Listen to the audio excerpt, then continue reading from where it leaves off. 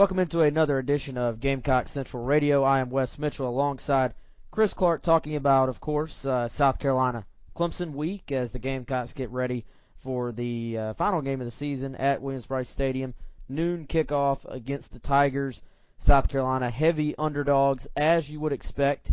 Chris, as you look at this game, I know most of the people there on our GamecockCentral.com message boards not too I guess thrilled about the Gamecocks' chances in this, but what would it take for South Carolina to make this not necessarily even win the game? What would it take to make this a close game? What would it take to make Clemson sweat in this football game?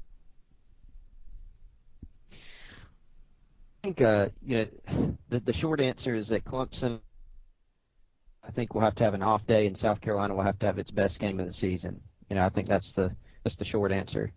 Long answer is, I think South Carolina is going to have to try to find a way to win up front, and that's something they have not done lately. They've not done it against the Citadel even. The Citadel pushed them around.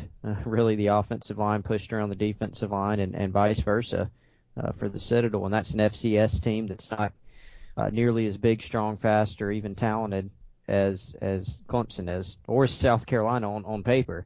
So I think that's South Carolina's biggest concern. And a lot of things that Clemson does very well, running quarterback who can also throw it, playmakers who can get out in space, fast defense. Those things are things that South Carolina has struggled with, and they're very concerning. But, to make them sweat, I think South Carolina needs to find a way to control the lines of scrimmage, or at least play a lot better than they have, establish the running game, not turn the ball over, and then just play sound assignment football. But to me, the battle up front is going to be the biggest thing that USC has to do to make this one close. Yeah, and I think the biggest question, the first question is going to be, to me, what is South Carolina's mindset coming into this game? What is this team looking at this, as they've kind of said publicly a little bit, a couple of guys I've heard say, this is basically South Carolina's bowl game. Are they going to look at it as an opportunity to go out as winners on senior day when literally, South Carolina's used to playing in bowls, but literally this is the last time this team will ever be on a field together. Are they going to kind of rally the troops one last time? Do they have it in them to pull it together one last time to at least, give it their best effort and kind of, take advantage of the fact that there literally is no pressure on them at all. No one expects them to win this game. No one expects it to even be close. So I think that's the first thing that has to happen is South Carolina has to maybe want this game a little bit more than Clemson, and then Clemson has to maybe, take South Carolina just a little bit lightly. I was actually a little intrigued by, some of the Clemson player comments this week. Clemson sounds like a very, very confident football team right now, and with good reason. They're undefeated for a reason. Everything. My biggest question going into this game, not that it would even guarantee a win at all. We all know at the end of the day, talent, execution, game plan, is probably more important. But, I think the Citadel last week showed you the difference in one team that kind of is approaching a game with absolute focus, and one team that, maybe was going through the motions a little bit. So, to me, the first thing that has to happen for South Carolina to pull an upset is for them to just show up and play especially the beginning of the game, like they want it more than Clemson and like they're more focused than Clemson. Yeah, and that's a huge concern to me. I think people, if you're a South Carolina fan, you got to be worried about the effort level. There's so much frustration surrounding this program right now, and honestly, not a lot left to actually play for. So you just have to, there's some guys playing in their last football game for South Carolina who have had otherwise some pretty good careers in Columbia. So it's a big concern. Lots of frustration, and you get the feel that if Clemson comes out and, say jumps on South Carolina early, scores a couple times, shuts them down on offense, and it could be over fairly quickly, to be honest. I mean, I really sort of get that feel. But we'll have to see. USC is definitely going to have to, like you said, execute better, play better, but they are going to have to come out with fire and effort very early and just try to take this into, halftime as a close game. Because if not, like I said, I think it'll be over fairly quickly. And I think if you're South Carolina, if you're hoping for Clemson to come out flat, I mean, that's possible.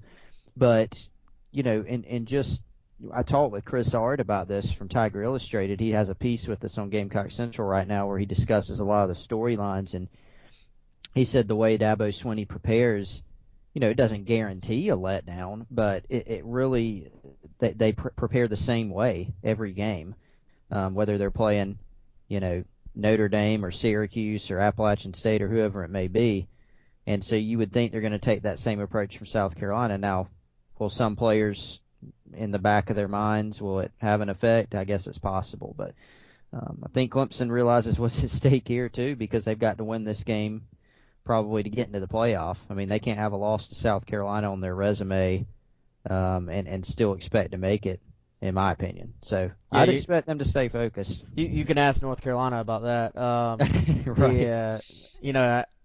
Real quick, I think it's worth mentioning a couple of juniors. We don't know yet on Sky Moore. I think the sense is that Sky Moore would probably, I think look at the NFL waters, but we'll leave that to Sky to say. He said earlier this week that he would not had not made a decision yet, was not going to walk during senior day. But Pharaoh Cooper had actually came out from his dad in the state newspaper that he is planning for this to be his last year. I guess what would you say Pharaoh Cooper has meant to this program in your eyes? Because I'm watching the guy against the Citadel last week. You're talking about, this is a 3-win South Carolina team, an FCS opponent. South Carolina really was losing for most of that game. This guy comes off injured, it's like he can barely walk to his wide receiver spot, but then you see him just gutting out plays, breaking tackles, spinning off dudes, refusing to go down. As talented as we all know Pharaoh Cooper is, I think what I will most remember about Pharaoh Cooper is not only has he done everything just the right way on and off the field, you could tell he was a good kid all the way back from, I remember staying in touch with him when he was at Havelock, just an all-around great human being. But I think one of the toughest dudes to ever play for South Carolina, because I think a lot of people don't realize how many games last year that Pharaoh was actually held out of practice during the week and was in a yellow jersey with some injury or some bruise, banged up here, banged up there, and I think they really just stopped putting him on the injury list because you knew the kid was going to play come Saturday. So I think Pharaoh Cooper, considering as many different ways as he helps the team, from Wildcat to actually a little bit of running up in the backfield at the running back spot when he motions back there, wide receiver, punt returner. He was a kick returner earlier in his career. Wow, there's just not enough good things I could say about Pharaoh Cooper. Yeah, he's very, very tough. I mean, he's been banged up this year. It's pretty apparent. Even though we haven't heard a lot about. I mean, he has been held out of practice some this season, but it just doesn't get talked about a lot. Nobody makes a big deal about it because he just puts his head down and keeps working. And even though this is his last game, he's not going to mail it in. You can be totally confident in that. And there's some guys where you couldn't say that in the past. I mean, I think we've watched games at some schools, including South Carolina, where, it's a guy's last game and they're out there just sort of going half speed, and that's not going to happen with Pharaoh. I mean, we all know that. But yeah, it's just a great story, and it's a guy that went from, a guy that didn't have many major offers, was a 2-star guy. I still remember so many Gamecock fans saying he wasn't good enough to play at South Carolina, and then he showed out during the Shrine Bowl and ranking moved up and all that, and obviously he's proved himself here. So just a tremendous player, a great kid, like you said. I've enjoyed following him and covering him for sure. Yeah, and one of those guys I think that we don't. I think fans don't really. You don't get it unless you're on our side of the thing. We don't really. It's different watching these guys play than it is being a fan. But I think just as a fan of football in general, Farrow's definitely a guy I'm just gonna miss having around, just because he's just been to me he's just been so likable from the second you first met him, back when he was in high school, just a likable dude. Like I said, just Farrow, one of the most likable dudes I think I've ever seen come through here. So definitely someone, Chris, that I am going to miss just being around the program. Now back to the actual game, and of course, Gamecock fans who want to, and I guess with the timing of this, we're not going to talk much coaching search in this version of the podcast. We'll probably get to it later because I think the timetable is going to be directly affected by some games this weekend that, depending on when you're hearing this, either will be over with or not over with yet. So make sure you're checking out GamecockCentral.com for your coverage, for our coverage of the Gamecocks coaching search. Now, Clemson, Carolina, Saturday. I know that Shu posts all of our predictions on the front page on Saturday morning, but Chris, give us a preview. If you want to give a score, go for it. If not, what's gonna happen tomorrow? We know they can, but will South Carolina keep it close? I'm close. I'm picking South Carolina to lose by 3 touchdowns. I'm go ahead and just spill it. It's going to be, or it's not going to be. I think my predictions are. I've rarely gotten a score prediction actually right. I've gotten a few close, but I think it's going to be 38-17 Clemson. I think they're just going to have too much. To be honest, I think offensively Clemson's a bad matchup for South Carolina. A lot of the things they've struggled with stopping this year, which I know some people probably listen to this saying, well, they've struggled stopping everything, and that's true, but just having a mobile quarterback who can throw it and not being able to get pressure and all those athletes out on the perimeter are going to be very difficult to deal with. And then, it's tough to look at what happened last week with the Citadel and see South Carolina not be able to, say, run the ball on those guys and just project them to be able to do it against Clemson. I mean, that's hard. That's hard to see. Is it possible? I guess, because we've seen games in this rivalry before where South Carolina couldn't run the ball and did it on Clemson. So it's possible. You never know what's going to happen in a game like this, but I just look at Clemson's roster and I see more talent. I see them playing better and producing. It's tough for me to pick South Carolina to pull the upset in this one. Yeah, I'm with you, and I promise anybody listen, we didn't talk about this at all ahead of time, but I have 34-17 Clemson, so I'm right there with you. Maybe a couple of South Carolina forces a couple of field goals to keep it maybe a little bit closer than it would have been otherwise. But I think for South Carolina to win the game, they're going to need Clemson to turn the ball over. And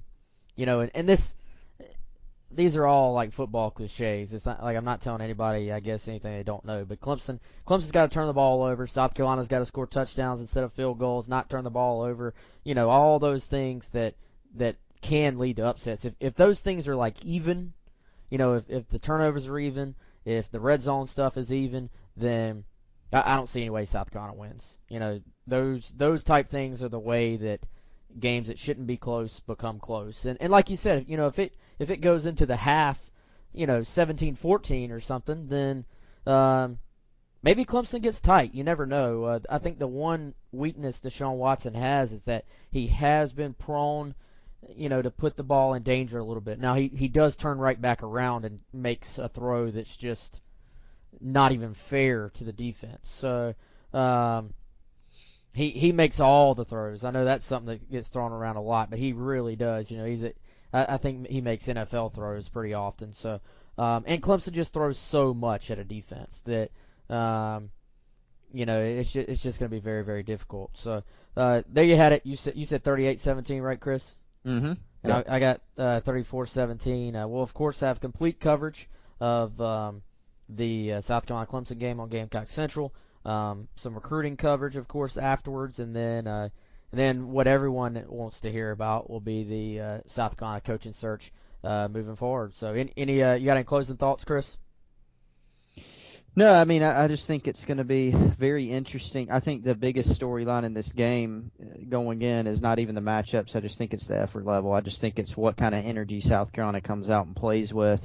If they come out early and they look fired up and can make some things happen, I do think this will be a game that has some emotion, whether it's a lot of it or a lack of it. I Yeah. think is what we're going to find out fairly quickly. And if there's a lack of it, I think it's going to be an ugly game. So it'll be interesting to see. Well, and I think to your point, Chris, probably a game that the coaches can yell, scream all they want in the locker room. This is a game that I think one of the players or a couple of the players have to get up before the game and say, look, you there's literally nothing to play for, you know, as far as trophies or anything that anyone outside of this locker room is going to care about or outside of this stadium is going to care about. Um, but this is the last time we're all going to be together. Um, why not go bust our tails one more time? I think a player has to kind of deliver that and get the guys to rally around that whole idea of playing for the name on the front and the back. Because everybody knows there's going to be a lot of changes coming to this program very very soon. So I think this is when you would want a DJ Swearinger in the locker room to stand up and fire everybody up. So I'm curious to see beforehand, if we hear of somebody kind of stepping into that role, because I think that's what it's going to take. Yeah, definitely. I mean, these guys at some point they have to find somebody, something to play for, and go do it. And I do think that's important because if they come out flat, it's going to be over in a hurry. Now that said, they could still play with a ton of emotion and lose this game because Clemson, I think, is from what we've seen on the field this year, is a better team. So they're still going to have to go out there and execute and really play the best game they played all season. No doubt. All right, that's Chris Clark. For Chris, I'm Wes Mitchell. This has been another edition of Gamecock Central Radio. Check us out on GamecockCentral.com and get a 30 days of free premium access with the promo code Gamecocks30. We'll be back with another edition of GamecockCentral.com radio on Saturday. Hope everyone has a great weekend.